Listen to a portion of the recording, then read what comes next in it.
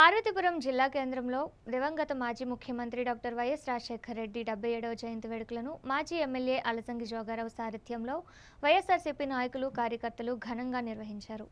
వైఎస్ఆర్ కోడలిలోని ఆయన విగ్రహానికి క్షీరాభిషేకం చేసి పూలమాలలు వేసి ఘన నివాళులర్పించారు.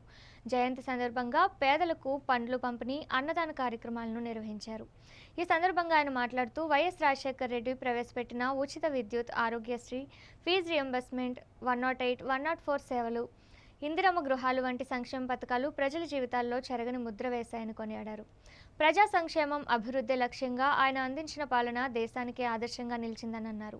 వైఎస్ఆర్ ఆశయాల సాధనకు మాజీ ముఖ్యమంత్రి వైఎస్ జగన్మోహన్ రెడ్డి కృషి చేస్తున్నారని పేర్కొన్నారు. అనంతరం ప్రస్తుత రాష్ట్ర ప్రభుత్వ పాలనపై విమర్శలు చేస్తూ ఎన్నికల హామీల అమలులో ప్రభుత్వం విఫలమైందని ఆరోపించారు.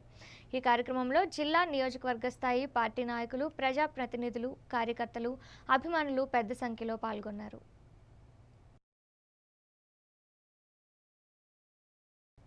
ఆంధ్రప్రదేశ్